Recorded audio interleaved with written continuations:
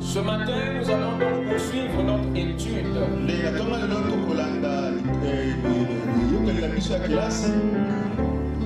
sur pourquoi payons-nous la dîme ou pourquoi devrions-nous payer la dîme. Et notre insistance va aller précisément sur les causes et les conséquences de la dîme.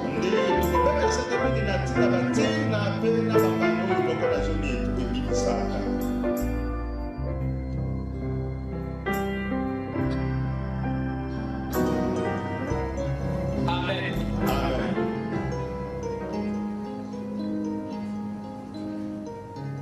Sans plus tarder, nous allons nous lever pour lire les Saintes Écritures.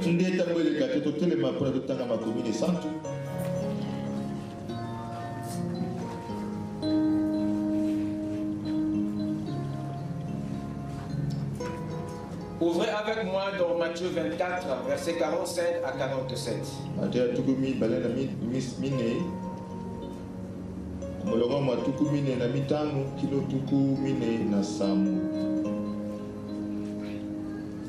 Matthieu 24,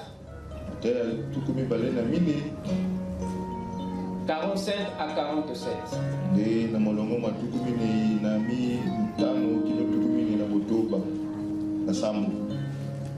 Quel est donc le serviteur fidèle et prudent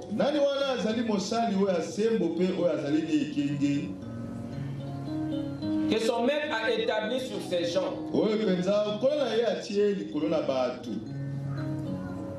pour leur donner la nourriture au temps convenable?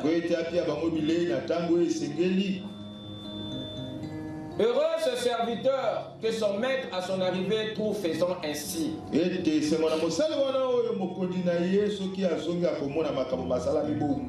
vous le dis, en vérité, il l'établira sur tous ses biens. Amen. Amen. Prions le Seigneur.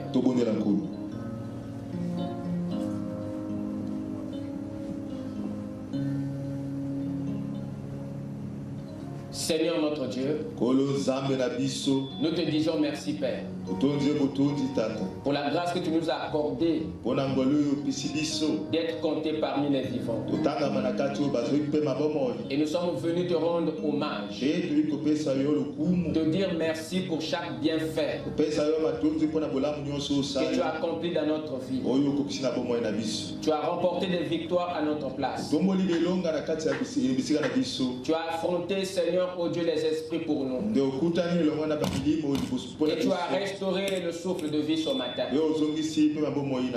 C'est pourquoi, Seigneur, nous nous présentons devant toi avec nos actions de grâce pour te dire merci. Nous te présentons, Père, le même souffle que tu nous as donné, afin qu'il te soit consacré, utile pour toi et pour ton royaume. Et nous te prions, Seigneur, de te joindre à nous ce matin, afin, Seigneur Dieu, de résoudre les problèmes de ton peuple. Car une réunion sans toi, elle est vaine, Seigneur. Nous nous sommes réunis en ton nom. Viens, Père bien-aimé, visiter nos vies, restaurer les malades, bénir, Seigneur, oh Dieu, les maudits, délivrer les envoûtés, racheter les perdus et guérir les malades. Tu es le Dieu des armées, puissant dans la bataille. Et nous sanctifions cet endroit ainsi que les hommes que nous sommes. Je prie, Père bien-aimé, de prélever chaque requête enfouie dans les cœurs et de l'exaucer au-delà de toute attente. Accorde-nous, Seigneur, un réveil et viens bénir nos cœurs pour que à ta venue, Seigneur, je puisse récolter les fruits. Pour le reste, Père, Nous te consacrons cette réunion dans le nom puissant et parfait du Seigneur Jésus-Christ. Amen. Je vous prie de vous asseoir. Pendant que nous tournons, nous prenons 1 Corinthiens 9. 1 Corinthiens 9, versets 13 à 14.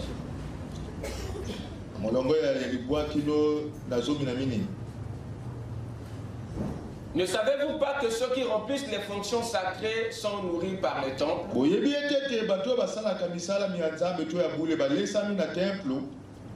Que ceux qui servent à l'autel ont part à l'autel. Et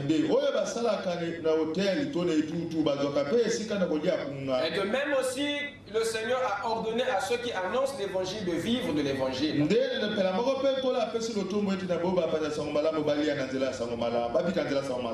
Amen. Amen. Que le Seigneur bénisse sa parole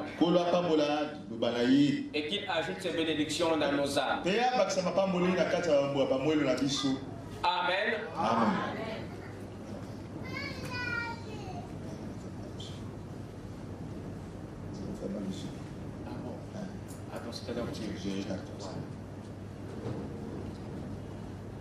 Ce matin, nous allons donc poursuivre notre étude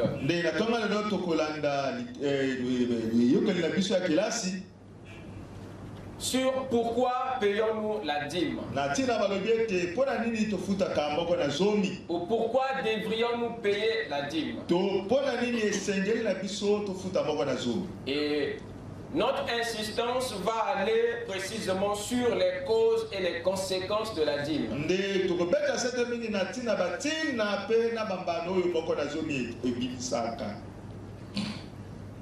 Et le point focus de ce matin,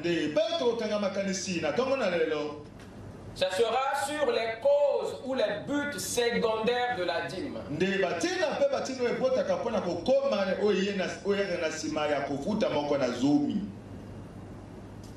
Vous êtes prêts? Amen.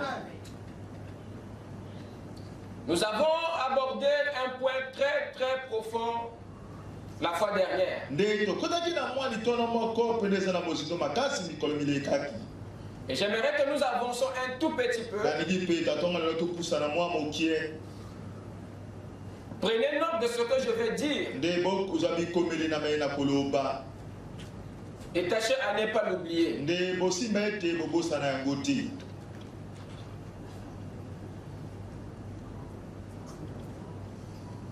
Beaucoup parmi les chrétiens aujourd'hui ne savent pas pourquoi doivent-ils payer la dîme.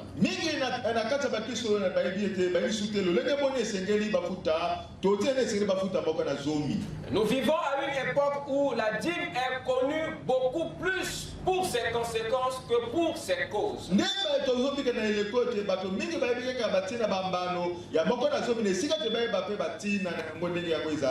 D'autres pensent même que c'est pour ses causes qu'elle a été instituée. Pour ses conséquences, pardon, qu'elle a été instituée. Les dîmes n'ont jamais été instituées pour leur bénédiction.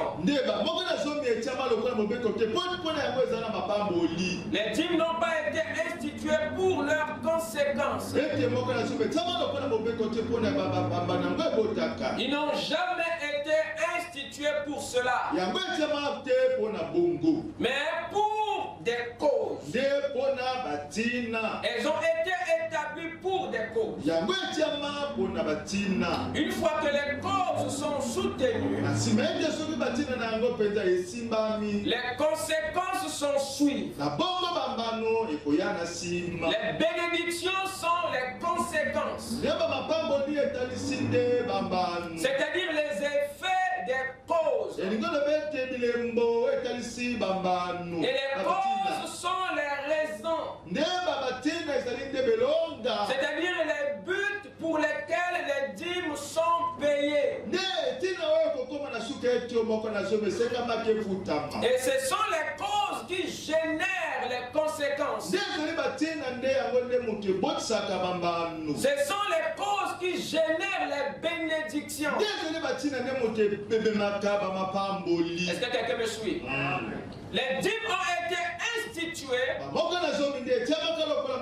Pour 3 raisons. Premièrement, pour soutenir les lois. Deuxièmement, pour soutenir les Lévites. Troisièmement, pour soutenir la maison de Dieu. Voilà les causes, les raisons pour lesquelles Israël payait les dîmes. C'est les lois. C'est les Lévites. C'est la maison de Dieu que le peuple soutenait par leurs dîmes en Israël. La dîme était donc un acte de soutien national. La dîme était un acte de soutien national à la loi de Dieu, aux Lévites et à la maison de Dieu. C'était un acte par lequel le peuple soutenait les lois, les Lévites et la maison de l'Éternel. Je répète, c'était un acte de soutien à ces 3 entités. Voilà les causes pour lesquelles elle a été instituée. Voilà les raisons pour lesquelles le peuple la payait. La loi est la cause principale de la dîme.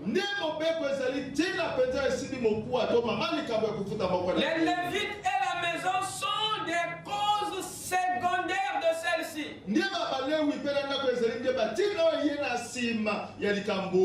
Les lois correspondent à l'évangile, c'est-à-dire au programme de Dieu. Et les Lévites correspondent aux ministres. Et quand on parle des ministres, on pense aux dons. On pense aux dons. Est-ce que vous me suivez? Amen. Et la maison de Dieu correspond à l'église, le lieu d'adoration. Quelqu'un peut dire amen? Amen. Ce qui était la loi aux yeux de Dieu hier, c'est ce qu'est aussi l'évangile aux yeux de Dieu aujourd'hui. L'évangile est la cause principale pour laquelle nous payons nos dîmes.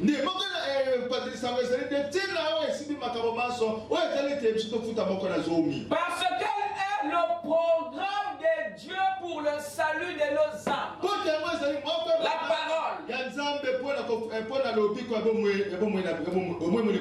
l'évangile.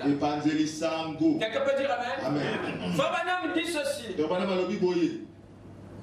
Cette Bible est le programme de Dieu pour les gens. Elle l'a toujours été. Il dit cela dans la parole parlée, la sémence originelle. Cette Bible, cette parole est le programme de Dieu. Qu'est-ce que le messager entend par programme? Ce qu'il veut dire par programme, c'est le plan. Il veut dire que la parole, la Bible, l'évangile est le plan qui retrace notre rédemption. C'est le plan de notre salut. C'est la Bible, l'évangile, qui nous montre comment est-ce que nous avons été sauvés et comment est-ce que nous devons l'être. Toutes les démarches spirituelles de Dieu et la relation entre l'homme et Dieu se trouve dans ce programme appelé l'évangile. Est-ce que quelqu'un me suit? Amen. La parole, c'est le programme de Dieu. Et au lieu d'appuyer un tel programme, les gens préfèrent investir dans les émissions qui détruisent les valeurs de la nation.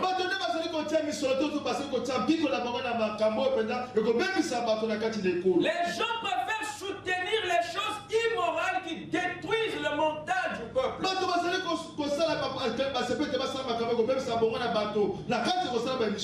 C'est le constat que le prophète a fait à son époque. C'est le constat que nous faisons aussi aujourd'hui et ailleurs. Le prophète a dit ceci dans la prédication Elisha. Il dit ceci: la vraie évangile de Jésus-Christ a été prêché autant de fois dans des petites églises, dans des petites missions, au coin de la rue. Mais ils n'ont pas reçu même une dîme pour soutenir leur programme. Par ceci, le prophète se plaignait du fait que l'évangile de Jésus-Christ, the true gospel of Jesus Christ, n'était même pas soutenu, sa pote. Quelqu'un me suit? Frère Branham se plaint. On pousse à son époque de ce comportement des nations qui ne pouvaient pas soutenir ce qui renferme notre salut, mais les gens soutenaient les émissions et les histoires qui détruisaient les valeurs. La dîme est certes un acte de soutien à l'évangile, oui, nous le savons. Mais cet évangile de Christ ne vaut même pas nos dîmes. Parce que l'évangile, cet évangile qui ruisselle du sang de Christ, vaut plus que tout ce que nous pouvons avoir. Parce que nous devons tout ce que nous avons à cet évangile. Nous devons tout ce que nous sommes à cette parole de Christ. Elle ne peut pas être comparée à ce que nous payons comme dîme. Elle ne peut même pas valoir. Est-ce que quelqu'un me suit? Le plus grand soutien que la parole ait jamais reçu de la part des humains, ce n'est pas nos 10%, ce n'est pas nos biens, ni notre argent, mais le plus grand soutien que l'évangile ait jamais reçu, c'est nous-mêmes, notre temps, notre amour pour Dieu et pour sa parole. Écoutez ce que le Seigneur a dit dans Matthieu 22.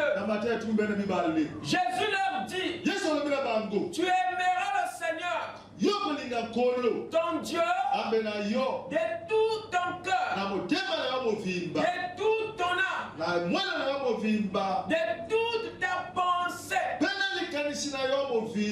Voilà ce que Dieu demande. C'est notre être entier à lui. Dieu est plus intéressé à ton cœur, à ton âme, à toute ta pensée, Cette écriture montre ce que Dieu veut. C'est toi. Sa cible. C'est nous. Sa cible. Est-ce que quelqu'un peut dire amen? Et dans Marc 8, il est dit ceci. Celui qui voudra sauver sa vie la perdra. Mais celui qui perdra sa vie à cause de moi et de la bonne nouvelle la sauvera. Dieu veut que nous l'aimions au point de soutenir sa parole par notre vie, par notre mort. Il veut que nous dépassions tout ce que nous sommes. Il veut que nous mourons pour lui et l'évangile. Donc ce qu'il réclame, c'est toi et moi. Et c'est la seule chose aux yeux de Dieu qui peut soutenir son programme. C'est l'église, c'est les hommes, c'est notre engagement personnel à sa cause, à sa parole. Quelqu'un peut dire amen? Amen. Ajoute encore ceci. Dans la reine de Séba, paragraphe 181, il dit écoutez, Dieu s'intéresse. Dieu ne s'intéresse pas à votre argent. Vous écoutez ça? Il ne s'intéresse pas à votre argent. Mais il veut que vous le soutenez lui avec tout ce que vous êtes.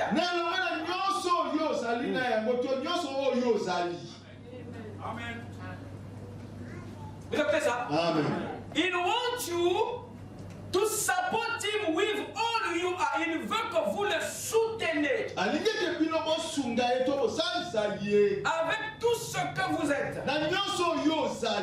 Il don't want 10% of your money. Il ne veut pas de tes 10%.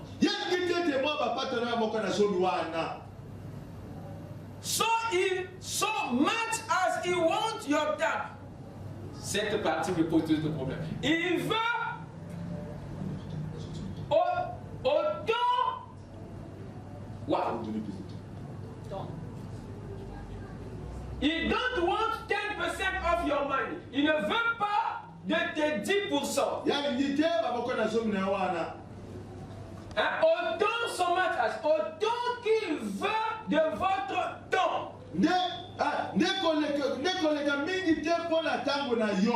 Je pense que c'est pas ça. Donc la traduction que je donnerai, d'après ce que je comprends, c'est que Dieu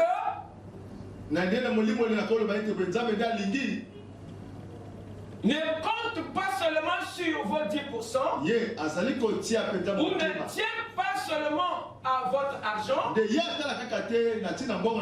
à votre dîme, mais il tient aussi ou autant à votre temps, à votre talent, à votre témoignage, et à tout ce que vous you are given, you are. Et à tout ce que vous êtes, vous lui remettez dans ses mains. Est-ce que quelqu'un a compris? Amen. La pensée du messager. Amen. Yes. Dieu est sa parole. En plus, besoin de nous. Que de nos avoirs. Je répète. Dieu est sa parole. En plus, besoin de nous. Que de nos avoirs financiers et matériels. Mais cet évangile de Christ a d'abord besoin de soutien des hommes et ensuite des ressources des hommes. Cet évangile a d'abord besoin des hommes, ensuite de leurs ressources. Mais la priorité du soutien que Dieu attend, c'est celui qui vient de nous, suivi de nos avoirs. Donc Dieu s'intéresse d'abord à nous avant de regarder ce que nous avons. Et pour sa parole, le soutien majeur qu'il attend des hommes, c'est d'abord notre consécration à sa cause. C'est d'abord nous-mêmes à lui. Et ensuite nos avoirs. Quelqu'un me suit? Amen. Est-ce que vous dites Amen? Amen.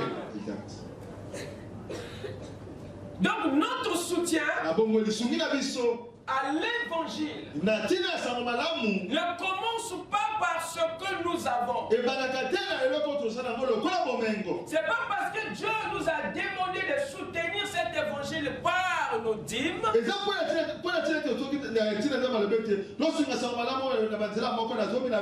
qu'il n'a plus besoin de nous. Ça ne veut aucun cas dire que cet évangile n'a que besoin de nos dîmes pour être soutenu. Non, monsieur. Non, madame. Cela ne veut pas dire ça. Le premier soutien, c'est toi d'abord, et suivi de tes ressources. Quelqu'un peut dire Amen. Amen. Proverbe 3, verset 9 dit ceci. Honore l'Éternel. Honore l'Éternel. Qui honore, c'est moi qui honore. Honore l'Éternel avec tes biens. Il n'est pas dit que tes biens honorent l'Éternel. Il y a des choses ici. Honore l'Éternel avec tes biens. Dieu veut que toi tu l'honores en premier, suivi de tes biens. Mais qui commence d'abord par toi, suivi de ce que tu as. Un soutien qui commence par toi, suivi de ce que tu as. Honore l'Éternel avec tes biens et avec les prémices de tout ton revenu. Dans cette déclaration, il y a toi, l'homme, et tes ressources, les avoirs. Quelqu'un peut dire Amen. Et ici, Paul dit, dans 1 Corinthiens, je fais tout à cause de l'évangile. Je fais tout à cause de l'évangile, afin d'y avoir part. Je fais tout à cause de la parole. Donc tout ce que Paul fait, c'est pour soutenir quoi? La parole. Tout ce qu'il fait, tout ce qu'il a, c'est pour soutenir la parole. Quelqu'un peut dire Amen. Amen. Paul savait que la cause principale de cette vie ne pouvait pas être autre chose sinon que la parole, l'évangile, Dieu. Ici nous donne quelques cas de personnes qui soutenaient la cause de l'évangile à Branham Tabernacle.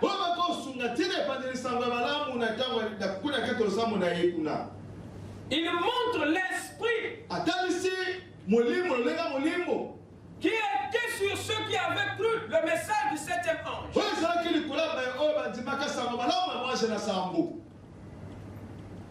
Regardez ce qu'il a dit au sujet d'un frère.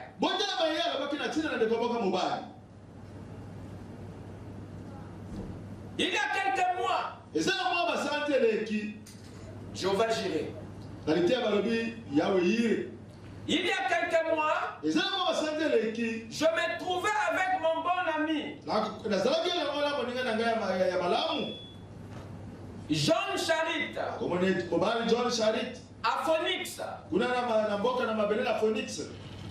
Si ce n'est pas clair, c'est dans Jéhovah Jireh numéro 1, paragraphe 130 à 131. Jéhovah Jireh de 1964. Parce que ce n'est pas trop visible sur le table. J'habite à Tucson, comme vous le savez. Et donc j'étais à Phoenix. Frère Jean Charit, un frère chrétien très gentil. Et il a été très pauvre. Et le Seigneur l'a béni. Et la première fois que je suis allé à Phoenix, il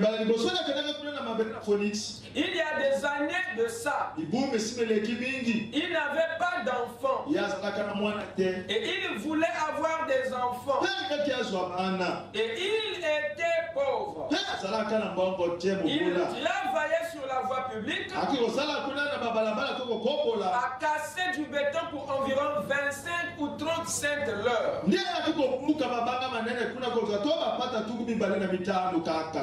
il est venu là et il a cru chaque parole du message. Vous écoutez ça? La parole relève. La parole transforme. La parole construit. Mais cette construction, ce changement, cette transformation va de pair avec votre foi. Les gens veulent être comme John Charit.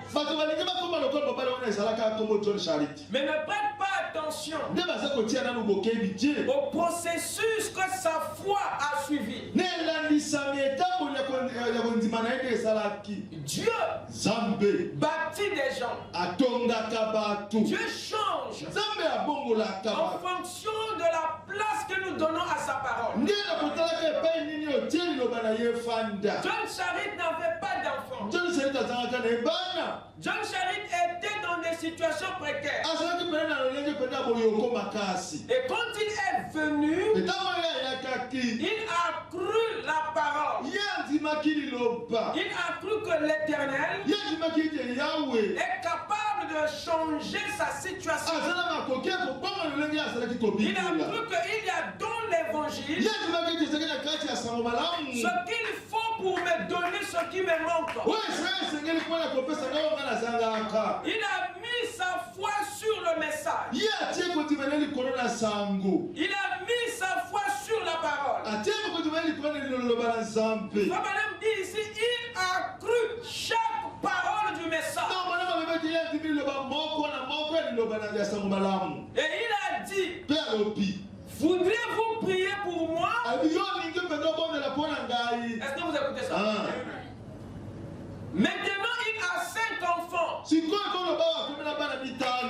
là, en plus, il donne environ 3 ou 4 millions de dollars par année pour la cause de Christ.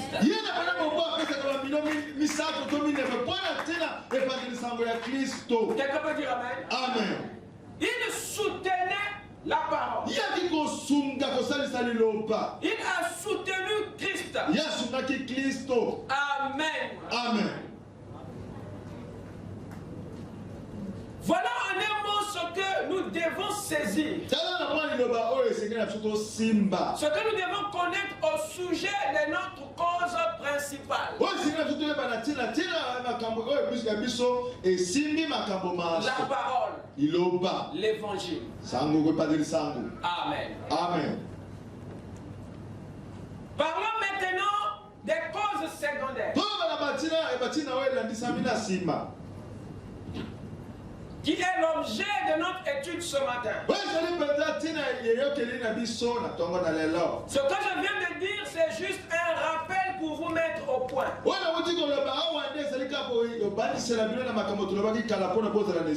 Parmi les causes secondaires, il y a les Lévites qui sont les ministres et la maison de Dieu qui est l'église. Amen. Amen. Prenons d'abord les ministres ou les Lévites.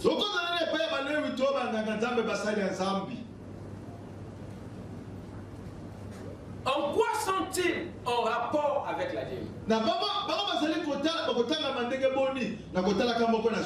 Essayez un peu de considérer cet aspect.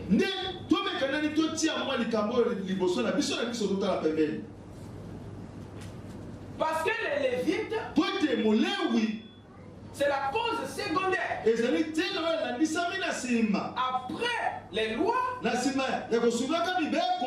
les Lévites. Après l'évangile, viennent les ministres. C'est pour eux que nous payons aussi notre dette. Non seulement pour la loi, mais aussi pour les Lévites et la maison de Dieu. Au sujet des Lévites, que pouvons-nous dire? Quelqu'un me suit?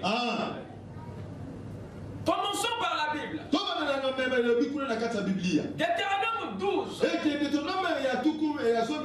Verset 19 nous dit ceci. Aussi longtemps que tu vivras dans ton pays, garde-toi de délaisser le Lévite.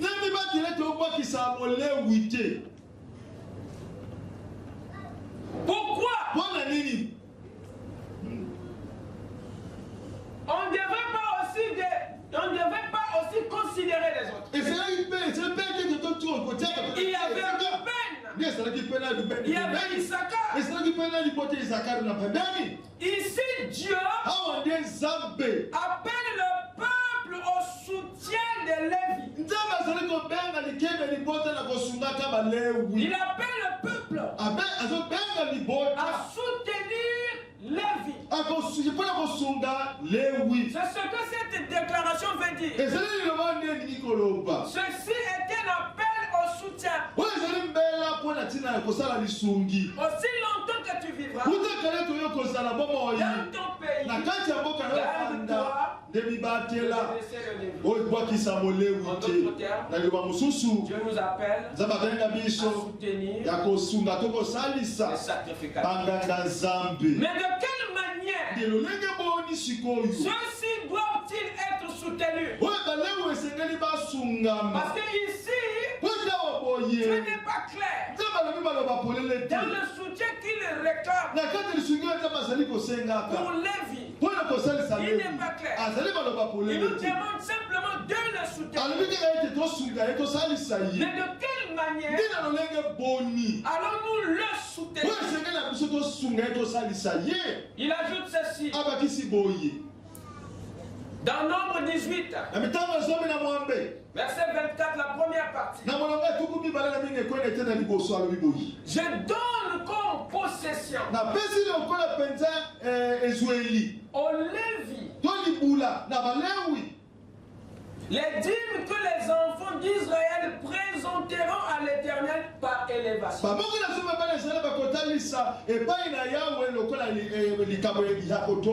Je donne comme possession aux Lévites les dîmes que les enfants d'Israël présenteront à l'Éternel. Donc ce qui était Dieu, c'est ce que Dieu avait orienté aux Lévites. Les Lévites étaient donc soutenus par les dîmes que les enfants d'Israël présentaient à l'Éternel. Mais pourquoi cela devrait-il leur être donné? En quoi méritait-il cela? Qu'est-ce qui explique un tel soutien? Est-ce que vous me suivez? Nombre 18. Verset 21. Écoutez bien. Je donne comme possession aux fils de Lévi toute dîme en Israël. Pour quelle raison? Pour le service qu'ils font. Le service de la tente d'assignation. Dieu ici donne la raison de ce soutien. Il montre pourquoi les Lévites doivent être soutenus par les dîmes. La raison, c'est le service. Et au verset 23, il dit les Lévites feront le service de la tente d'assignation. Et ils resteront chargés de leur iniquité. Donc c'est pour le travail d'expiation. Les Lévites étaient chargés de gérer les péchés du peuple.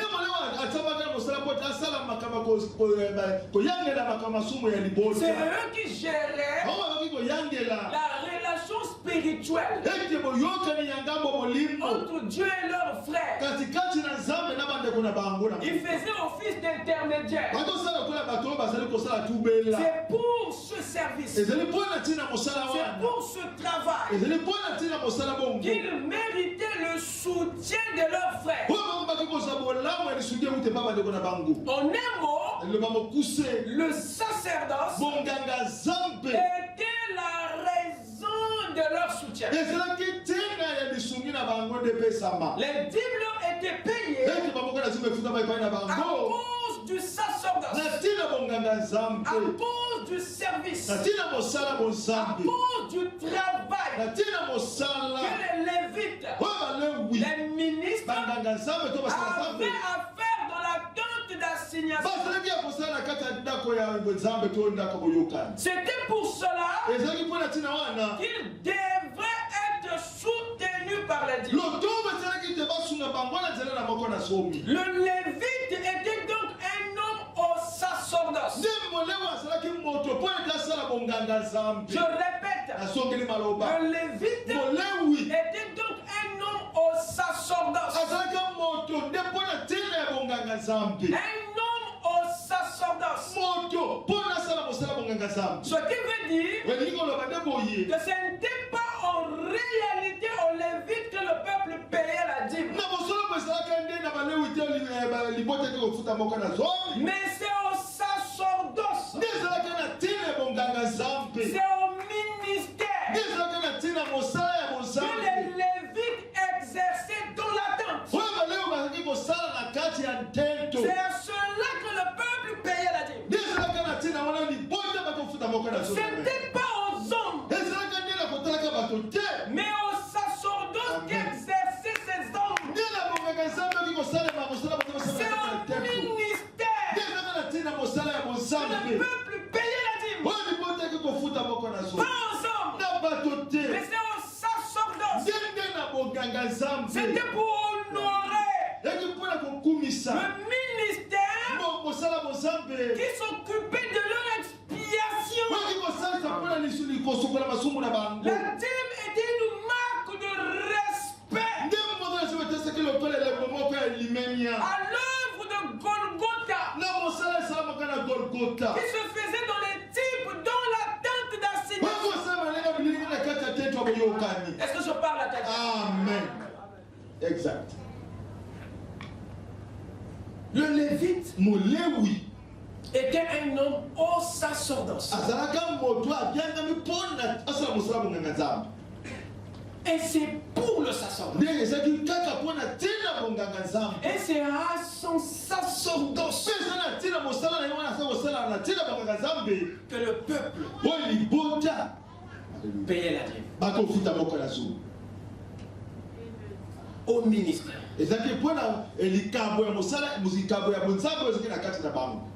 Quelqu'un peut dire amen. Amen. Mais ce Lévite-là n'était pas seulement un homme qui exerçait un sacerdoce dans la tente d'Assise.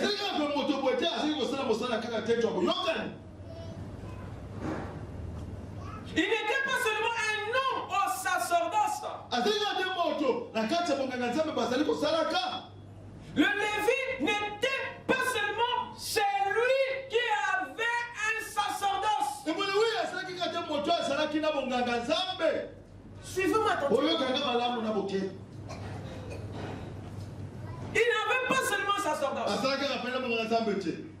mais il était aussi le sacerdoce.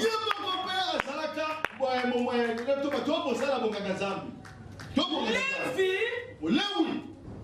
n'avait pas seulement, mais il était lui-même le sacerdoce. Il était lui-même ce qu'il faisait. Vous me suivez? Cela veut dire que le sacerdoce n'était pas seulement une chose que Lévi avait, mais quelque chose que Lévi était.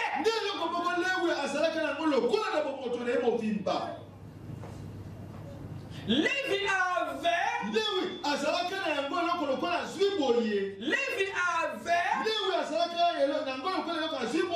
Et il était aussi. Quoi? Le sacerdoce. Je répète. Lévi avait.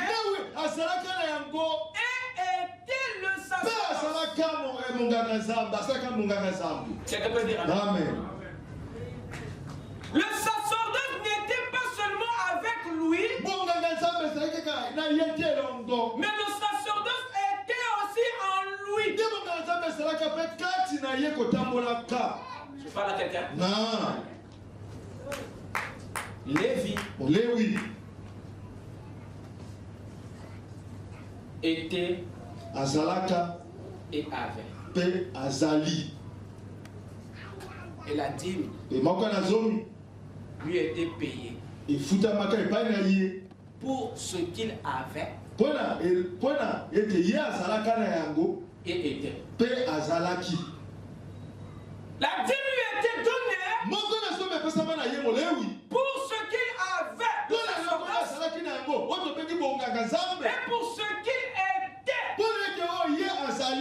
sacerdoce. Là, je vous emmène dans les détails. Quelqu'un me suit là? Amen. Donc, vous comprenez que des fois, l'église fait naufrage.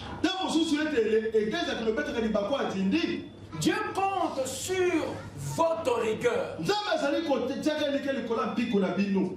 Dieu compte sur la rigueur des saints. Surtout pour ce qui concerne les choses sacrées. La dîme est une chose sainte. Vous écoutez ça? Amen. Il faudrait que celui qui l'aperçoit remplisse les critères. Et nous sommes responsables de là où nous l'envoyons. La responsabilité est partagée. Rien que ce petit détail que je souligne peut réduire ta bénédiction dans l'action. C'est ça. Peut réduire. Parce qu'il n'y a pas une révélation derrière cette action. Il n'y a pas une révélation qui accompagne ton acte.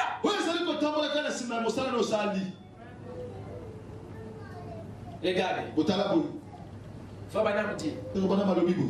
Dans Hébreux chapitre 7, première partie, paragraphe 121.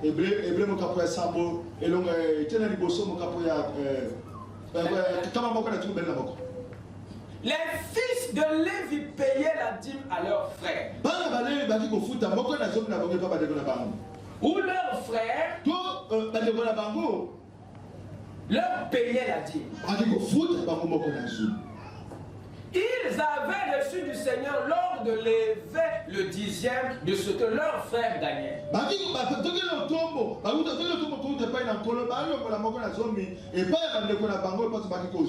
Pour leur subsistance. Parce qu'ils étaient le sacerdoce. Vous voyez ce que Frère Branham dit? Frère Branham ajoute une raison que la Bible n'a pas dit. La Bible nous a dit que c'était pour le sacerdoce, que les Lévites devaient être soutenus. C'était pour le service qu'ils devaient recevoir les dîmes. C'était pour le sacerdoce que le peuple devait payer la dîme. Mais Frère Branham va plus loin. Ici, il dit c'est pas parce qu'ils avaient le sacerdoce que les frères leur payaient la dîme. Frère Branham dit parce qu'il était le sacerdoce. C'est un aspect très important.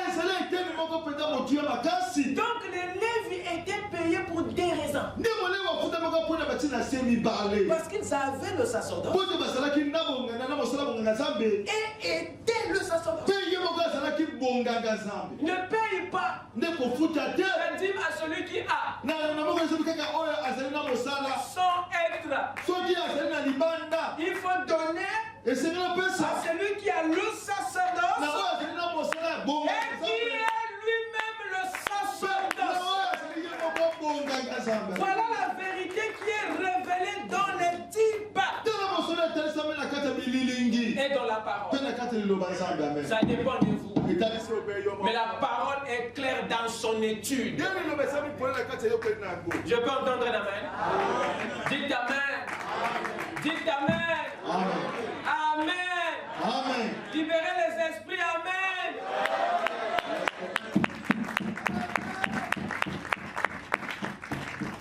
Ne repartez pas à la maison avec votre apaisement.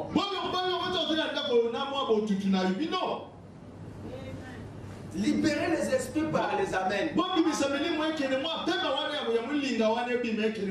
Les esprits vous quittent lorsque vous ponctuez la parole par l'amen. Quand tu ne le fais pas, tu repars avec les mêmes esprits avec lesquels tu étais venu. Amen.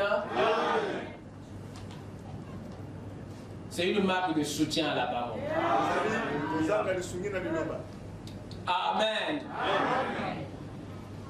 Donc les Lévis, Frère Branham dit ici, ils recevaient parce qu'ils étaient le sacerdoce.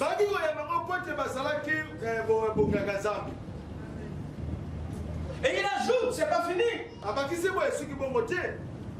Donc question et réponse. Paragraphe 178, la dernière déclaration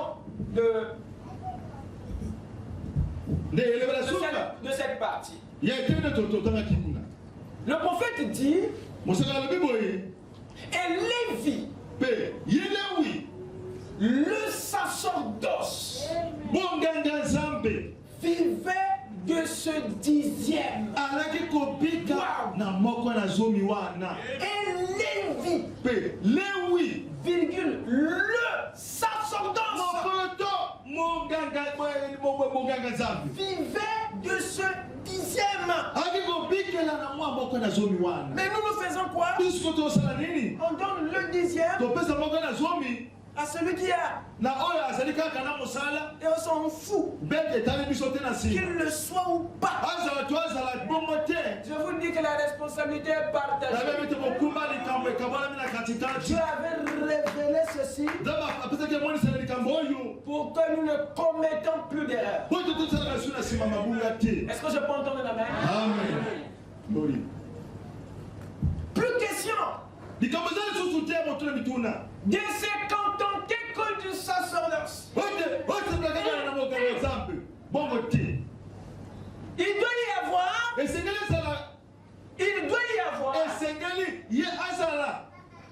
Et il doit aussi l'être. Voilà ce qu'étaient les hommes de Dieu dans l'Ancien Testament. Ça c'est l'Ancien Testament. Lévi, depuis là-bas, il avait et il était. C'est pas le prédicateur du Nouveau Testament qui va s'échapper de ce principe. Dites amen. Car Jésus-Christ est le même hier, aujourd'hui et éternellement. Je peux entendre un amen. Amen.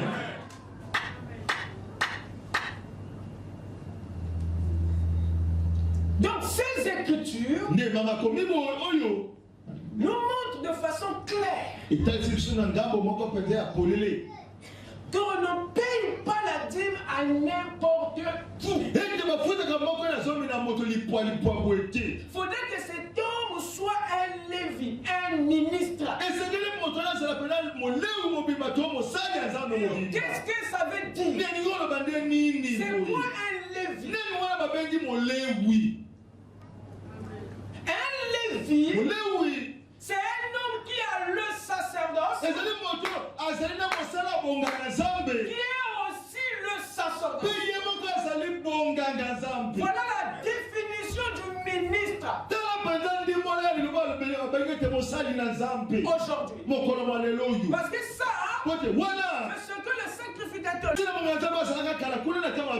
En fait, c'est pas une nouvelle révélation. C'est juste quelque chose d'ancien, mais qu'on ramène dans le nouveau. C'est un critère antique. Je dirais même ancestral. Mais qui est oublié. Voilà pourquoi le peuple de Dieu est dans l'erreur à tous les niveaux. Gloire soit rendue à Dieu. Les sons ont été révélés. Et Christ est descendu pour ôter la confusion. Parce que l'épouse doit rentrer dans la perfection. Et pour que la perfection, pour que le message soit parfait, l'enseignement soit parfait, alors les esprits seront parfaits et nos réactions seront parfaites. Oh, je peux entendre la main.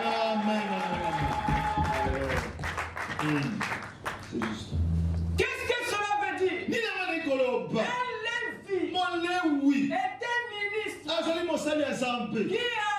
le sacerdoce, qui a le sacerdoce, qui est aussi le sacerdoce. C'est un homme qui a le don, qui est aussi le don. Je répète, il n'a pas seulement, il est aussi le don. Moi je parle à moi.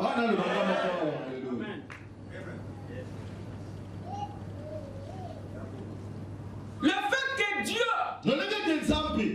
ait désigné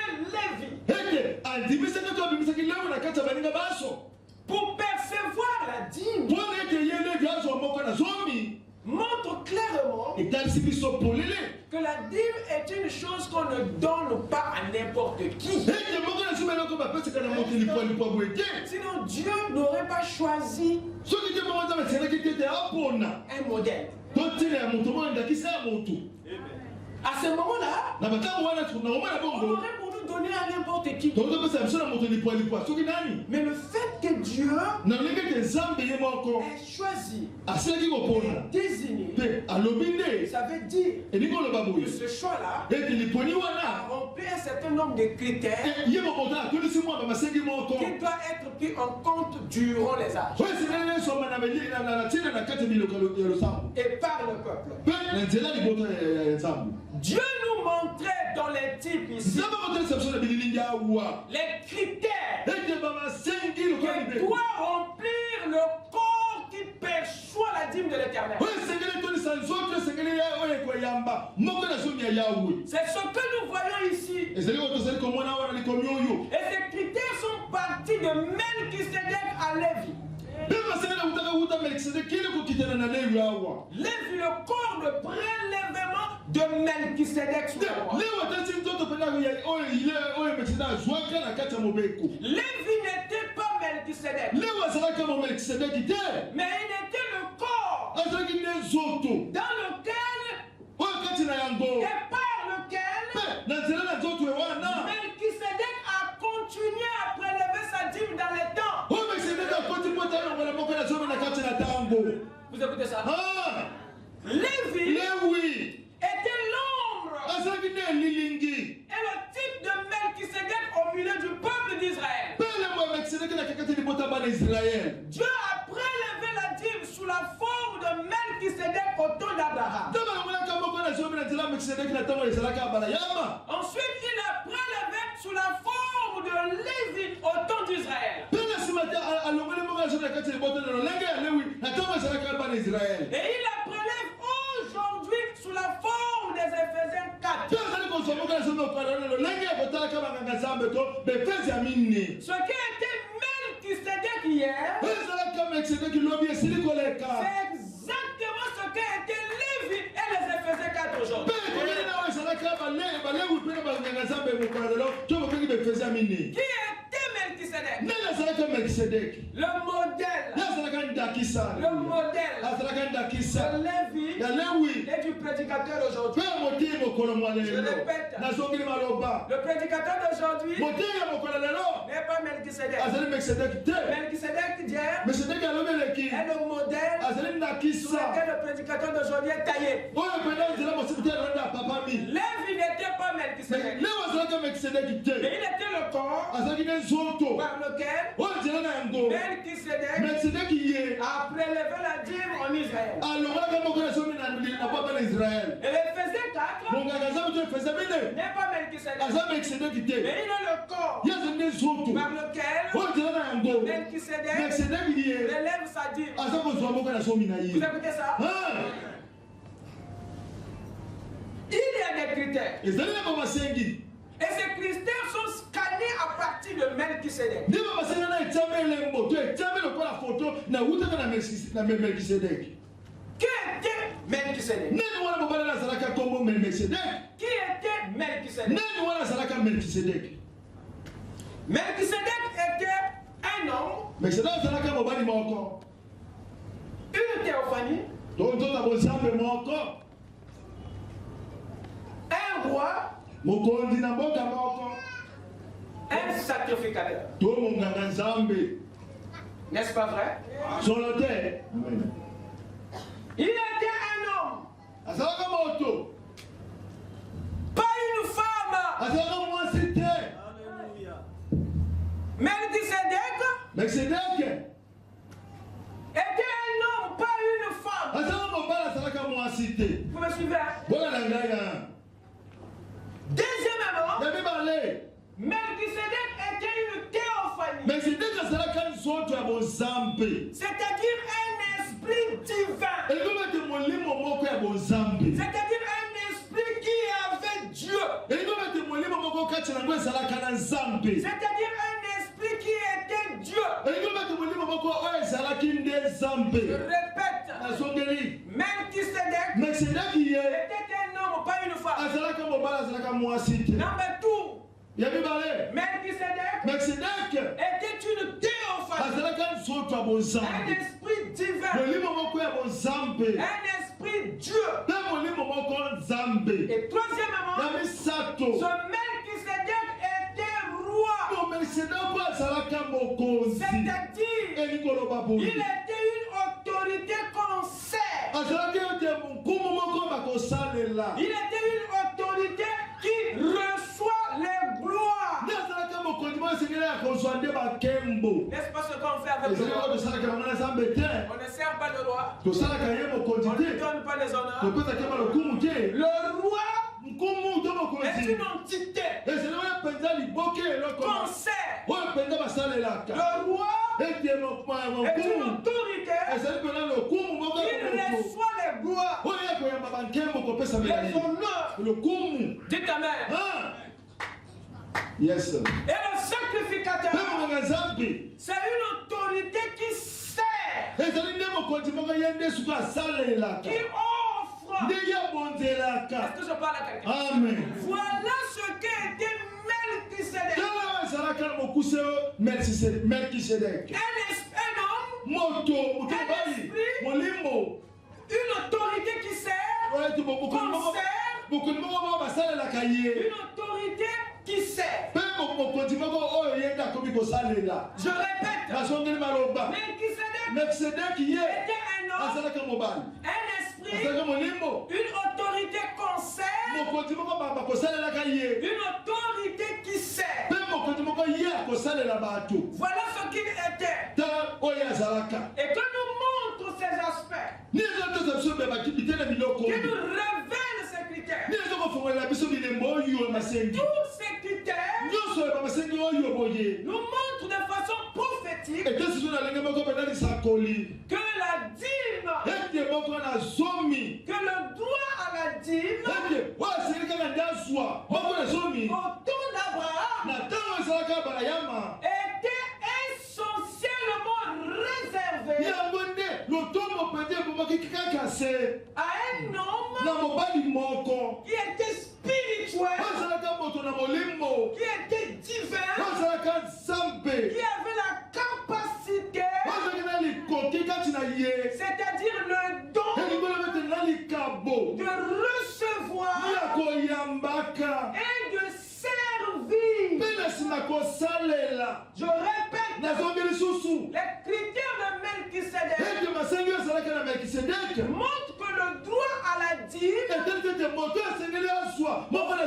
d'Abraham était réservé à celui-là qui était d'abord un homme, pas un efféminé, réservé à un homme qui était divin, spirituel. C'est pas tout, mais qui doit avoir la capacité de recevoir et de donner. De recevoir et de donner. Il doit avoir la capacité de recevoir les gloires et d'être en mesure de les transmettre. Parce que c'est un roi qui reçoit et c'est un sacrificateur qui offre. La royauté et la capacité de Melchisedec de recevoir. Mais la sacrificature et sa capacité à offrir, à servir. Merci Seigneur. Voilà les qualités de celui qui avait perçu la dîme d'Abraham. Ces critères montrent que la dîme n'est pas un don, mais un mérite. Je répète, ceci montre que la dîme n'est pas un don que vous faites au pasteur. C'est un mérite. La dîme, on doit la mériter.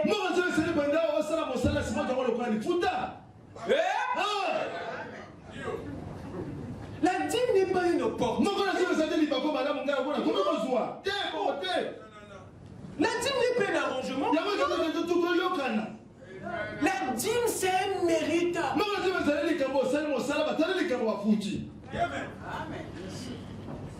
Celui qui l'aperçoit doit la mériter.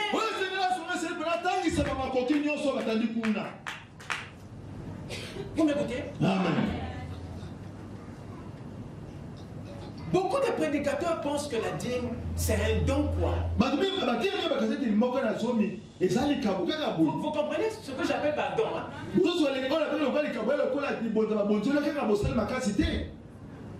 Non. C'est pas quelque chose que tu reçois quand tu montes à la chair. Non.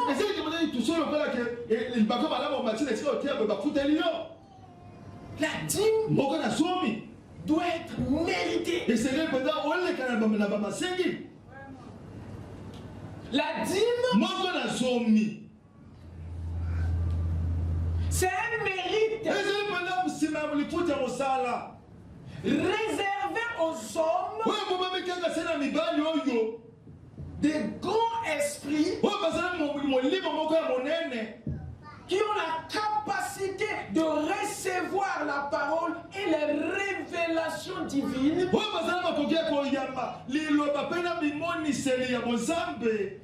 qui ont la capacité de les transmettre aux gens par la parole et la prédication.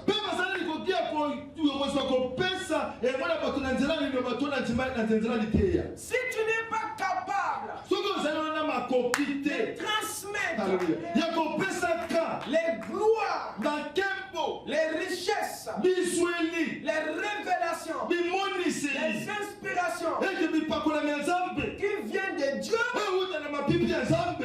ça veut dire que tu n'es pas Melchisedec. Il y a la royauté qui manque. Cette capacité qui te permet de recevoir les gloires venant de Salem. Est-ce qu'il a la capacité de se connecter à la grande source? Cette capacité de se connecter au grenier. Ce ne sont pas le sang et la chair qui t'ont révélé cela. Mais c'est mon Père qui est à Salem, qui est dans les cieux, qui te l'a révélé. Donc Pierre avait la capacité de recevoir les inspirations venant d'en haut. Il a été aussi en mesure de les transmettre à Jésus. Et c'est ça Melchisedec. C'est un homme de grand esprit qui a la capacité de recevoir les révélations qui viennent d'en haut, pas de la terre, qui viennent d'en haut, et de les transmettre à qui des droits. C'est celui-là qui mérite sa dîme. Et il est bâti d'après les critères de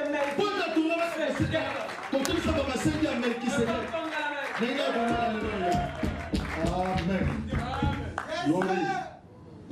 Amen. Les critères de Melchisedec sont des critères de tout ministre aujourd'hui qui a besoin de ça, qui a besoin de la dîme. Il faut que ces critères soient là. Parce que la dîme n'est pas une opportunité. La dîme, c'est un mérite. Que nous dit Frère Bana? Donc, question et réponse numéro 2. La 307e question. Paragraphe 181, la première partie, et le paragraphe 182. Et là-bas, le prophète répondait à une question. Une personne devrait-elle payer la dîme à un individu? Vous écoutez ça? Vous êtes là? Une personne devrait-elle payer la dîme à un individu? Frère Banam répond. Payer la dîme à un individu? Ça dépend de quel individu il s'agit. Est-ce que vous écoutez la réponse de Frère Banam? Il y a un encadrement dans sa réponse. Une personne devrait-elle payer la dîme à un individu?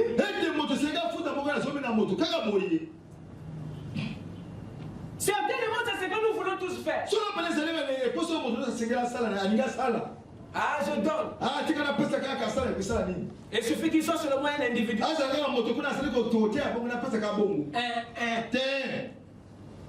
Il y a un critère. Frère Banam dit ça dépend de quel individu il s'agit. Voyez? C'est vrai. Dans Hébreux chapitre 7, il va où? On t'a posé la question. Mais là, tu vas où? Parce que Hébreux chapitre 7, nous savons tous de qui il est question là-bas. Vous suivez l'esprit, hein? Frère Banam dit, la première fois qu'il nous est parlé de la dîme, de manière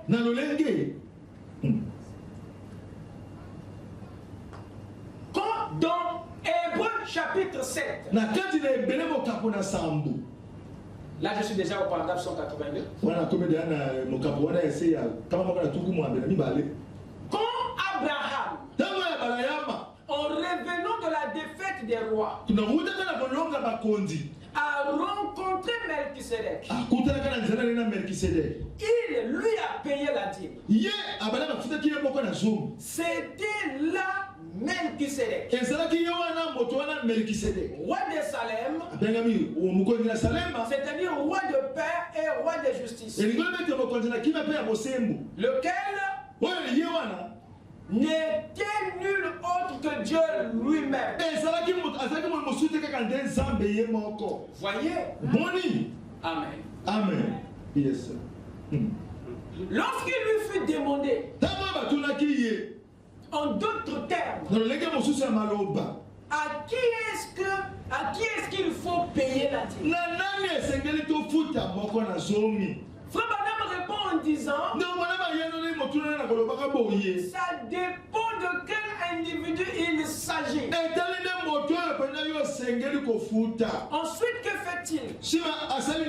Il nous présente Melchisedec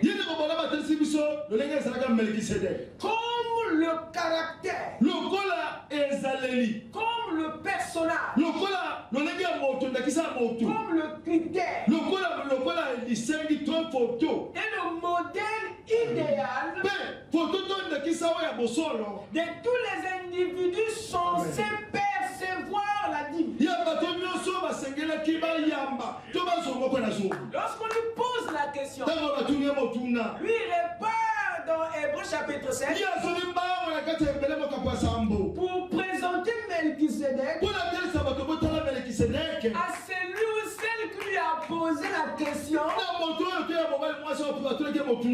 C'est de savoir à qui, quel est l'individu qui est censé percevoir. Donc la réponse de Frère Branham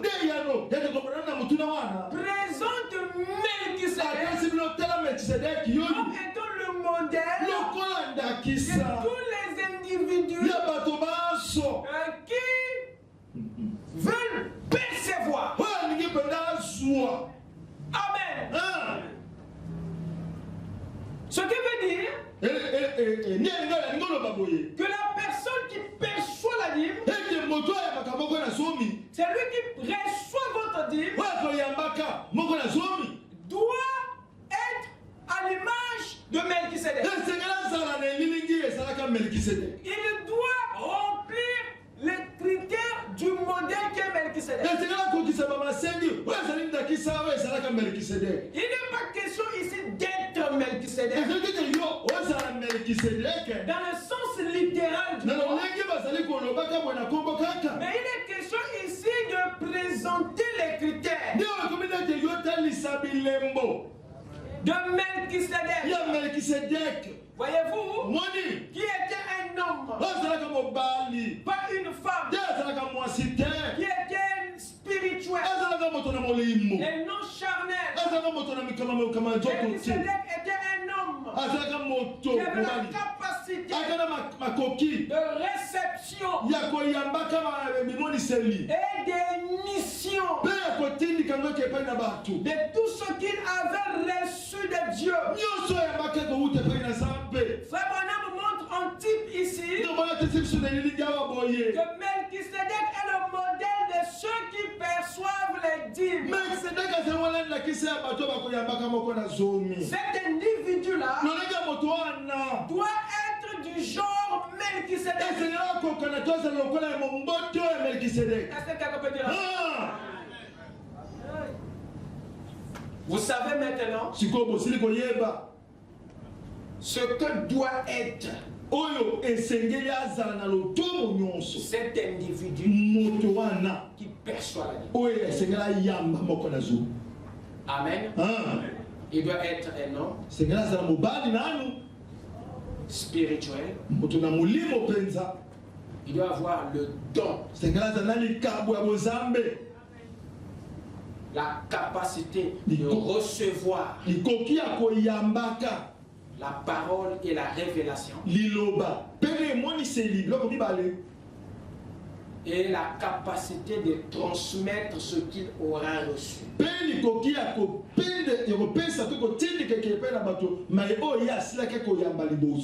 Amen. Amen. Genèse 14. Verset 18 à 20. Melchisédek, roi de Salem. Écoutez bien.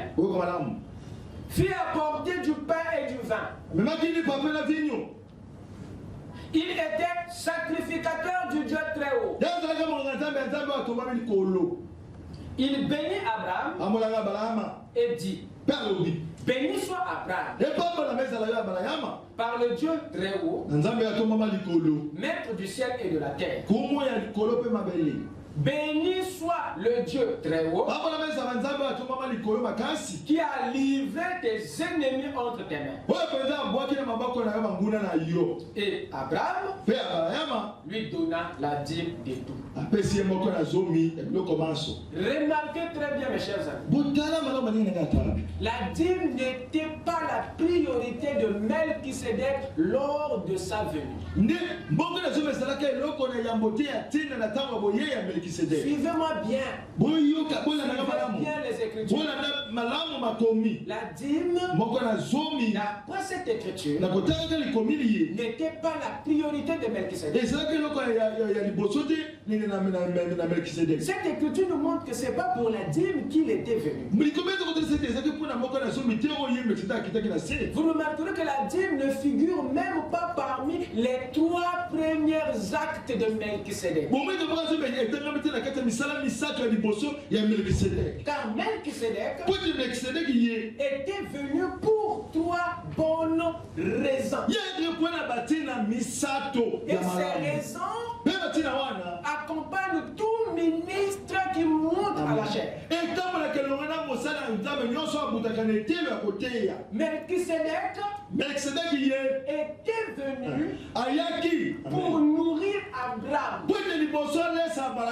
qui est le type de l'élu, qui est le type de l'épouse, le type de l'église. Donc son objectif principal, le but principal de sa venue Ce n'est pas la dîme. Il n'est pas monté pour la dîme. Il n'est pas venu pour la dîme.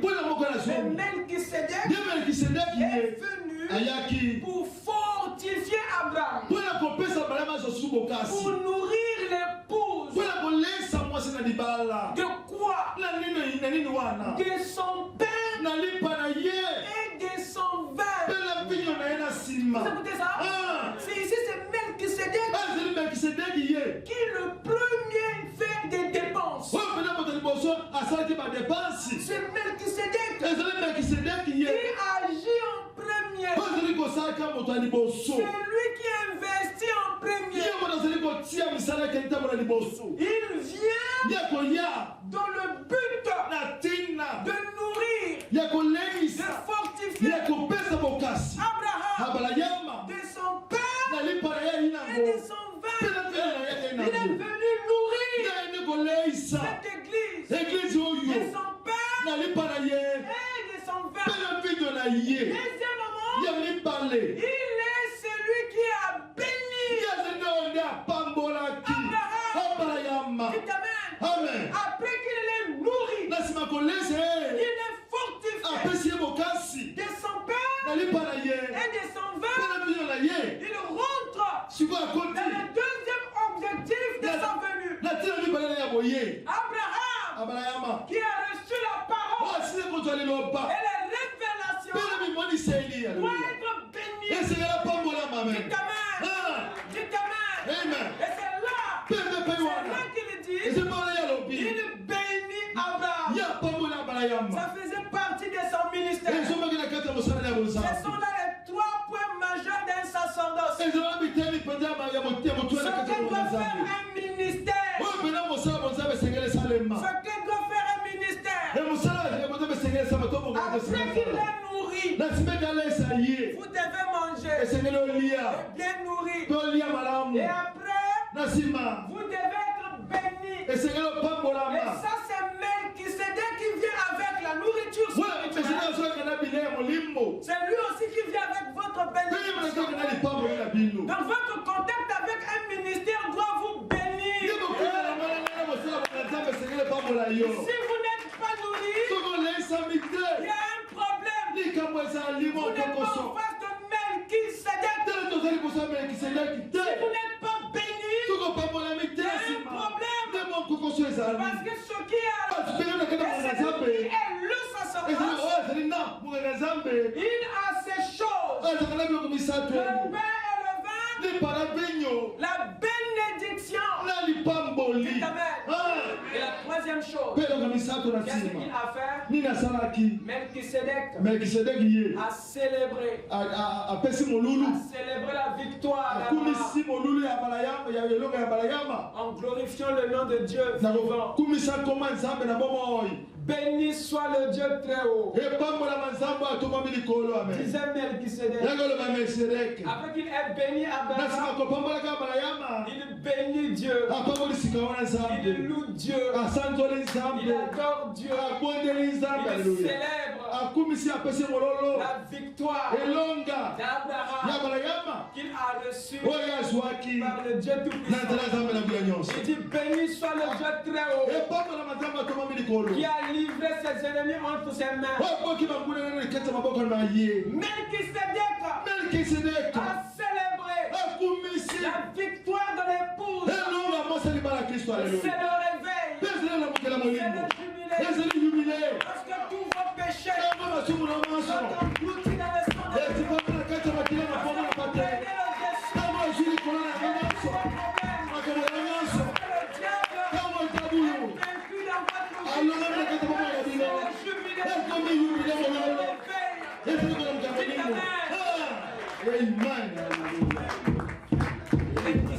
Melchisedec achève son sacerdoce par le réveil. Sa priorité n'était pas la dîme, mais la fortification d'Abraham, la bénédiction d'Abraham. l'élévation de Dieu pour la victoire d'Abraham. Ce Melchisédek est le type du vrai ministre de la parole.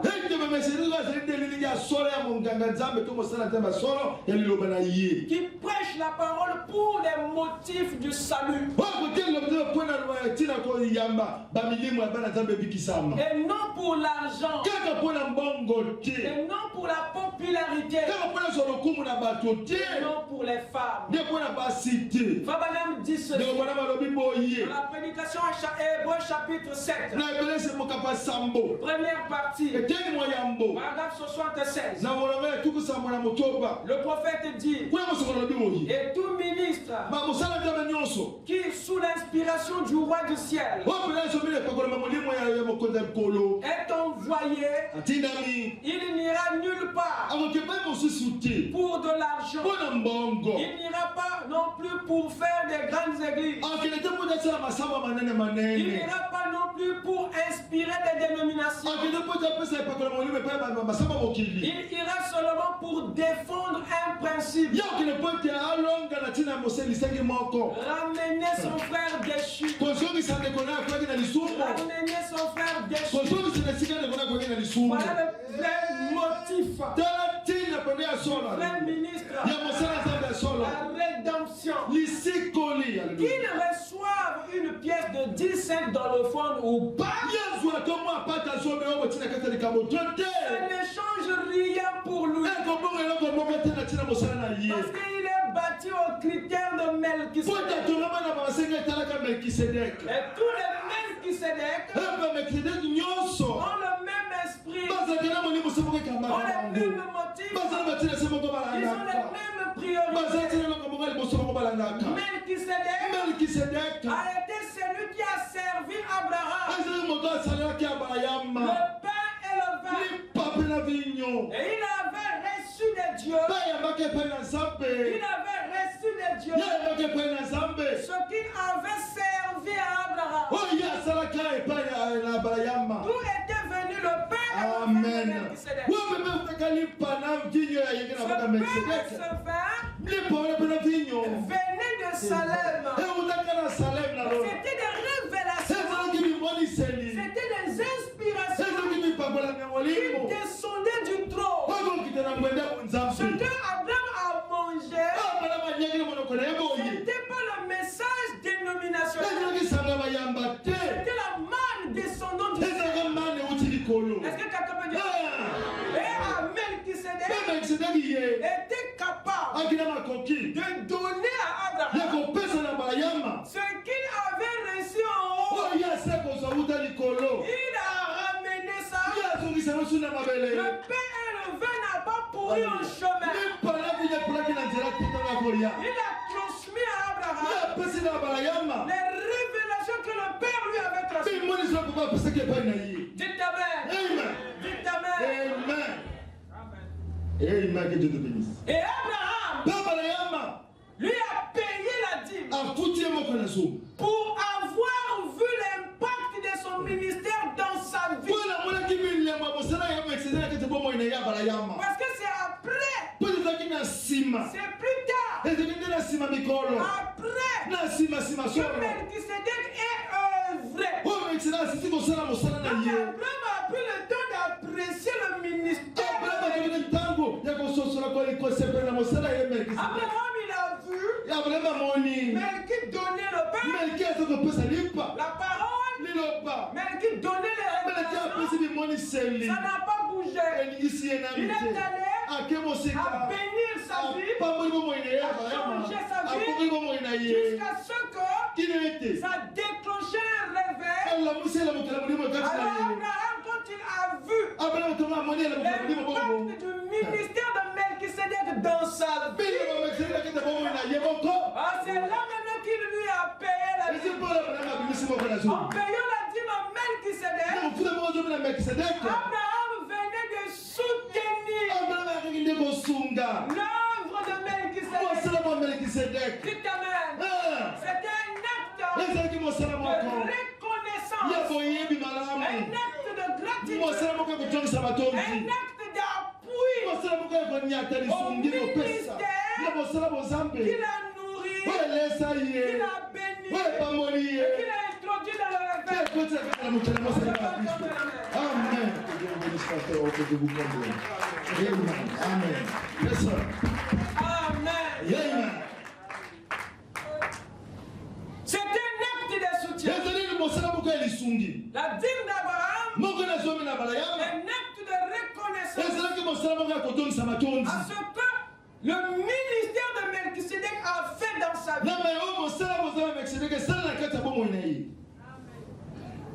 Un acte de reconnaissance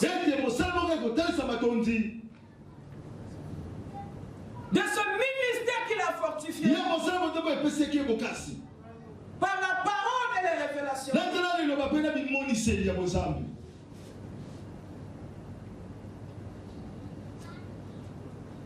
Un acte de reconnaissance au ministère qu'il a béni, qui lui a accordé la victoire sur les rois de l'époque. Il a payé pour soutenir le sacerdoce de Melchisédek.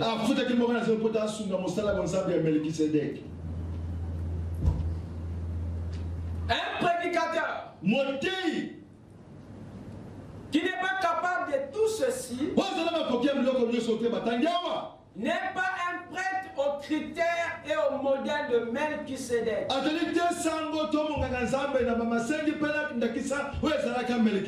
Par conséquent, il ne mérite pas la dîme. C'est dur ce que je dis, mais c'est la vérité. Je vous dis que la responsabilité est partagée. La dîme est payée à celui qui remplit les conditions de Melchisédek. Ça veut dire quoi? C'est à celui qui a le ministère qu'on paye la dîme. Rassurez-vous que Gershom a le ministère. Avant de le faire, rassurez-vous. Si vous n'êtes pas rassuré, ne le faites pas. On ne paye pas la dîme à celui qui n'a pas le ministère. On ne le fait pas. Il doit avoir le sacerdoce. Il doit être le sacerdoce. Sinon, vous aurez un problème dans votre épanouissement spirituel et naturel. Ce sont les lois et principes qui gèrent la croissance spirituelle et les bénédictions. Quelqu'un peut dire amen? L'influence. Paragraphe 98. Le messager dit ceci. Tenez-vous strictement à votre vocation. Tenez-vous-en à la parole de Dieu. Et n'en bougez pas pour quoi que ce soit. Tenez-vous-y. Restez avec votre appel. S'il vous donne un travail comme fermier, soyez un bon fermier. Si Dieu vous bénit dans ce travail, payez vos dîmes et quoi que ce soit d'autre, vos offrandes, enfin d'aider le ministère.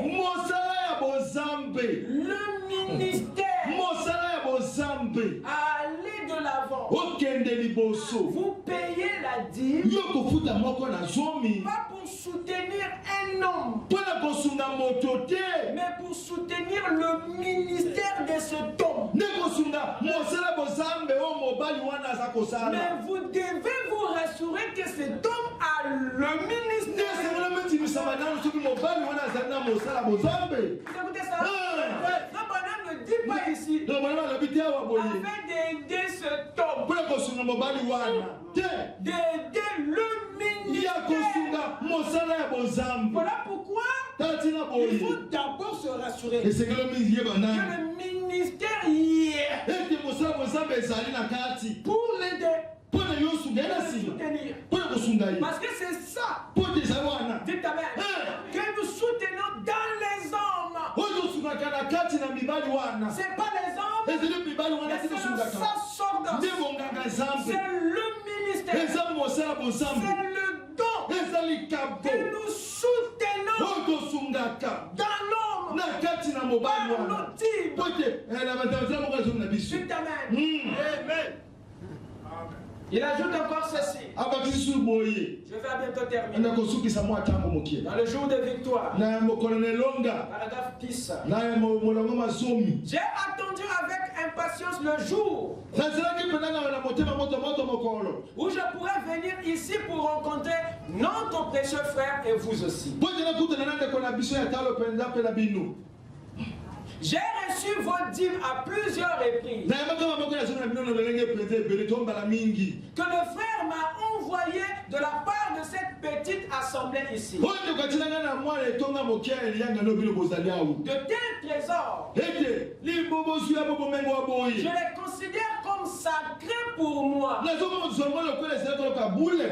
Parce que je sais qu'un jour, j'aurai à répondre de leur utilisation. Alors, je veux vraiment les apprécier. Vraiment tout en vous exprimant ma gratitude pour votre loyauté. Pour avoir eu la pensée de faire cela avec vos dîmes. Vous vous réunissez dans des maisons comme celle-ci en voulant pourtant que le peu que vous avez serve au mieux de votre connaissance,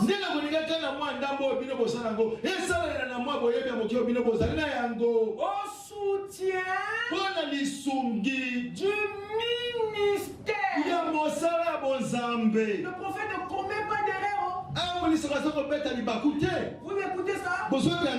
Pas une erreur. Il sait où est-ce qu'il va. Et Dieu sait ce que l'esprit pointe. Le soutien du ministère. Et nous, qu'est-ce que nous faisons? Nous soutenons les hommes au lieu de soutenir le ministère. C'est ça l'erreur. Nous soutenons les hommes au lieu de soutenir le ministère. Et voilà pourquoi nous faisons des fièvres. Alors la parole est claire. Raison pour laquelle on apporte ce colis pour que l'église soit assise et que vous ayez les yeux pour voir. Parce que Dieu compte sur notre jugement. Dieu compte sur notre observation des choses. Vous savez pourquoi à notre âge Dieu a envoyé l'onction de l'aide? Mais c'est pour que l'église ne soit plus myope. C'est pour que l'église voie même les détails. Pour ôter l'esprit de la confusion. Est-ce que je parle à quelqu'un? Raison pour laquelle nous sommes dans la précision, dans la lumière, dans les détails. C'est pour combattre l'esprit d'erreur et installer l'esprit du laser. La précision. Je ne peux pas quitter le Seigneur parce qu'un homme m'a déçu. La parole de Dieu m'a enseigné à faire la différence entre les hommes et la parole. Tu peux me décevoir, mais moi je ne décevrai pas la parole. Vous écoutez ça? Nous restons dans la parole, peu importe nos erreurs. Parce que la parole, c'est lui qui corrige, qui nettoie les hommes et les femmes. Ce sont les hommes qui nettoient la parole. Nous restons dans la parole parce que c'est de lui que nous vient le salut dont nous avons besoin. Est-ce que quelqu'un peut dire Amen? Amen. Une délivrance totale. Une délivrance totale. Et puis nous devons avoir un homme. Dans nos croyants qu'il prêche la parole de Dieu. Et si cet homme ne le fait pas, alors prenez quelqu'un qui le fait vraiment. Faut pour ce qui regarde la nutrition de l'église. Il est strict. Pour ce qui concerne le père d'Abraham. Alors si ce prédicateur c'est Melchisédek, il faut qu'Abraham ait le pain et le vin. Il est strict. C'est l'exigence de l'église. Il faut qu'il prêche la parole. Si cet homme ne le fait pas, alors prenez quelqu'un qui le fait vraiment. Voilà la position que nous devons avoir.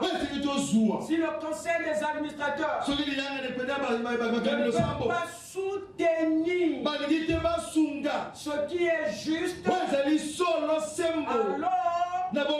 votre devoir d'élire quelqu'un qui défendra ce qui est juste. Et après avoir fait ça, soutenez-le. Et tous ensemble, nous devons défendre une seule cause. Et c'est quoi? C'est Dieu.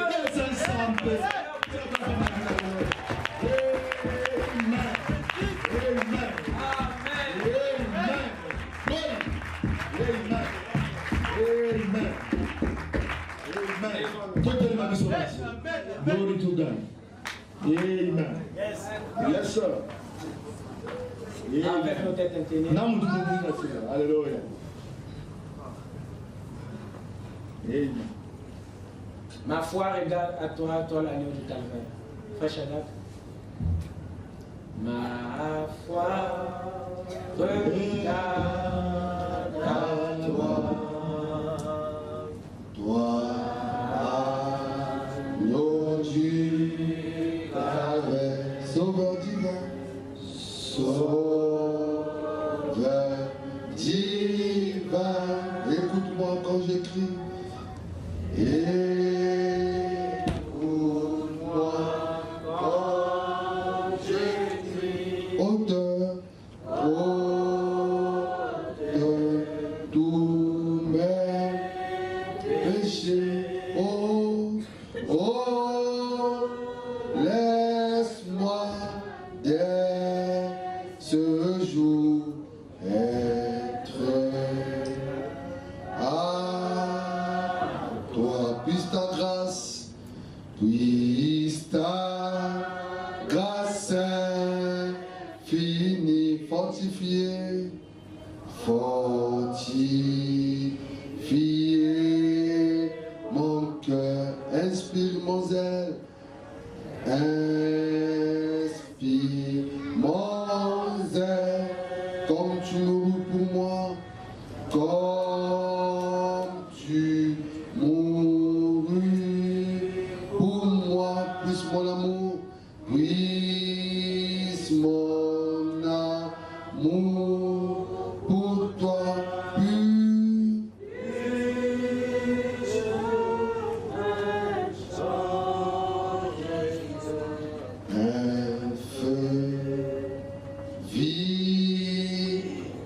durant ma sombre vie, les épreuves m'environnent,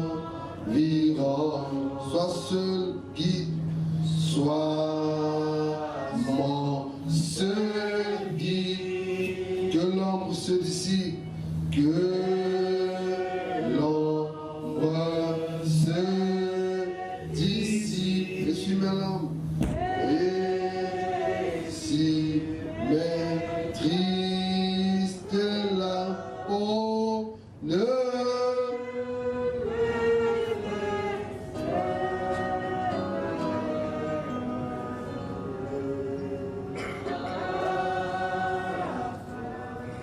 n'est-il pas merveilleux, n'est-il pas merveilleux, n'est-il pas merveilleux, notre Mère invisible, invisible aux humains, mais présente pour tous les saints. N'est-il pas merveilleux, notre Mère Azalie,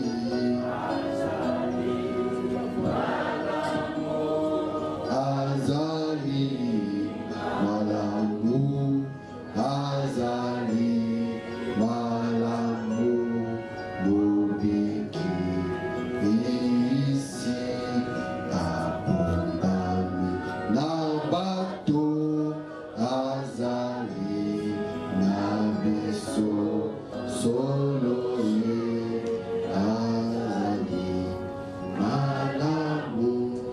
Que chacun dans la méditation puisse parler à Dieu pour tout ce qui le concerne.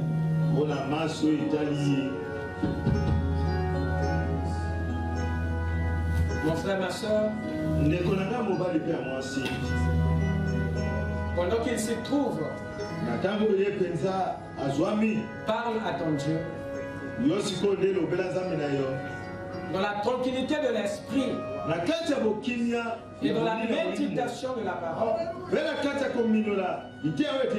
dis à ton Dieu tout ce qui te concerne. Prends ce petit instant à lui adresser ta requête.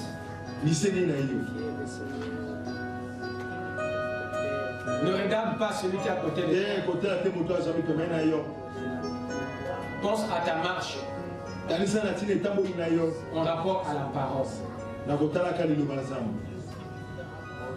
Comme il soutient, il demande notre soutien.